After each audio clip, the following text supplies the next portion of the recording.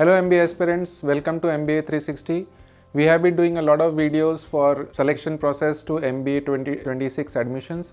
We have been covering all colleges. We have covered a whole series of IIMs, and then we have been also talking about the top 20 colleges. One of the colleges which among the non-IIMs is SIBM, which is in Pune. Let's talk about that. We'll be covering selection process, eligibility criteria, weightage given to different factors, and the placements and fees in this. So SIBM was established in 1978. So it is completing 50 years now. It's a constituent college. It started as an individual college, but now it has become part of the Symbiosis University.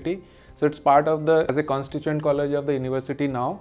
It's spread over 45 acres and NIRF ranking is 11. So it's among the top colleges in India. The total seats remains 599. And boys to girls ratio is 65:35, which is good for any good colleges in terms of gender diversity. The outside state students are 46%. So this is one factor. If you see in the top 10 colleges, the outside state is typically 90% in case of IIMs.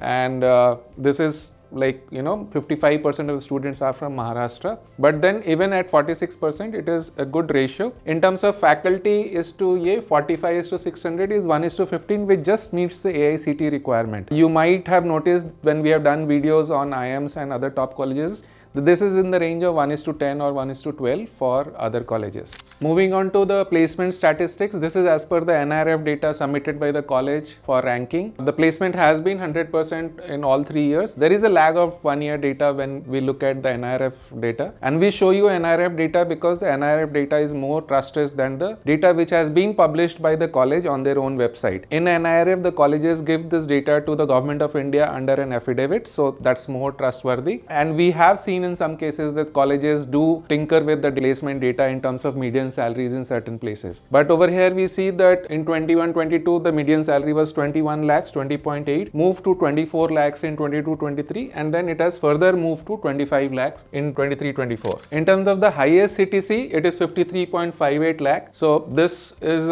almost similar to Ahmedabad, Bangalore and Calcutta in terms of going above 50 lakhs as highest salary. The average CTC is slightly higher at 29 lakhs, and then median CTC is 26 lakhs, as we had talked about in the previous slide. So now let's look at the highest and the average CTC for the 2024 placements. The highest has gone to 53.58, which is in very good league, and it matches up to the top 5 colleges wherein the highest salaries goes above 50 lakh. In top 3 colleges sometimes goes to 65-70 also, but even 54 lakhs is very good. The average salary is 28.83.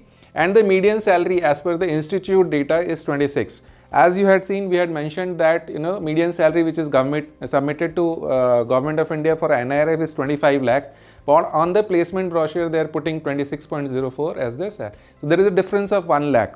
And that is why whenever we show you the placement data for over a trend of years, we show you NIRF data. Let's look at domain-wise placements. If you see, the consulting is 19%. And as I have been talking about, when you look at colleges in terms of placement, if consulting is in the range of 15% plus, it should be considered as among the top 20 colleges. In IIMs, we have seen that this is in the range of 35-40%, even 19% is good here. The highest number of students are going in the banking, finance and insurance sector, 29%. Then FMCG is also very high in terms of 15%.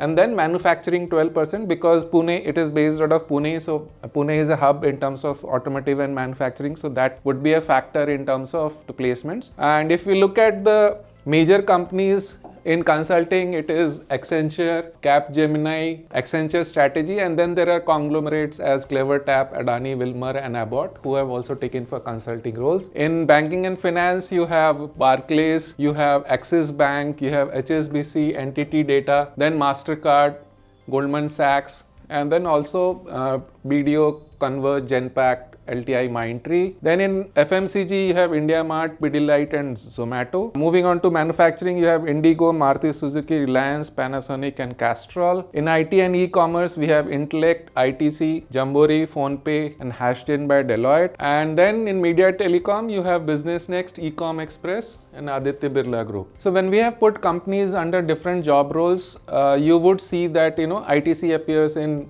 IT e-commerce rather than FMCG. It is because we have categorized the companies into different roles as per our understanding, whereas in the placement report, the college has put it in terms of the specializations, marketing, finance, operations and all. So there could be a, but these are the top companies which come to SIBM Pune. Moving ahead, let's talk about the weightages which will be given out. So you know that SIBM admissions will be through SNAP. All the symbiosis colleges use SNAP as an exam to select the process. The SNAP score scaled down to 50 has a 50% weightage. Then the next highest weightage is personal interview 40. So practically these two, and then there is a group exercise which is done on the same day. So this adds up to the total selection process. If you see, there is no academic criteria here, and then there is no additional weightage to experience and other things. So people who have done well in SNAP, and then your group exercise and personal interview determines the selection process. So that in a way, if you do not have very good academics, or people who believe that they get left out because of the diversity factors and other things, they might have an edge here. Looking at the SIBM alumni, there are, since it's an old college, you have 16,000 alumni across. 83% are in India, so that means 17% are abroad, and that you would see that being 15 years college, they have alumni spread across, and then you have around 5% in United States, 1.5% in United Kingdom, even Canada, Dubai and Germany. And within India, the largest is in Maharashtra, so Mumbai and Pune, which is 35%. And then Delhi NCR has 14%, and Karnataka, which could be largely Bangalore, has 10.4% alumni. So for a college which is, more than 25 years, 30 years and 40 years, you would find that their alumni are placed well. They would be in seniors, and then alumni is also one of the factor which you should look into when you're considering colleges. Let's talk about the fees. The fees is, both year fees added up together is 25 lakh plus, and the academic fees is spread over 2 years, but other fees in terms of hostel fees you pay up in the first year itself rather than paying it out over 2 years. In terms of program offered, you will see that they have specializations as marketing, human resource, finance, operations and supply chain management and data analytics. So this is one field which is emerging, and when we have seen top colleges, sometimes the highest salary offered is in the analytics region, and most of the colleges have started giving business analysis and data analytics as a part of the specializations. Other processes, and the application process has completed, so we assume you would have appeared. In terms of SNAP, I would want to remind you that they take the best out of the 3 attempts. Now let's move on to the eligibility criteria. It's basic in terms of 50%, 3 years graduation. It is waived off to 45% for SC/ST.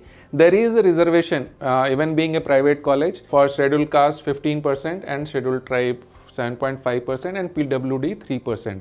Beyond that, they have some seats for international students, 15%. I am not sure if they are able to fill in this seat completely. This could be one of the reasons why they have more of domestic students. We had seen that 45% students only are from outside state. So this could be one of the reasons why we have more people, but then I don't think scheduled SC/ST and this have a domestic criteria in it. Towards the end, I will request you all once again to subscribe to MBA 360 if you have not, and in case you have any queries, WhatsApp us on the numbers given or comment in the video section. We'll be happy to answer your queries, and in case you want us to do something which we have not covered, then we would want you to give your feedback so that we can cover it for you, which helps you towards your MBA 2026 admissions. Thank you. All the best.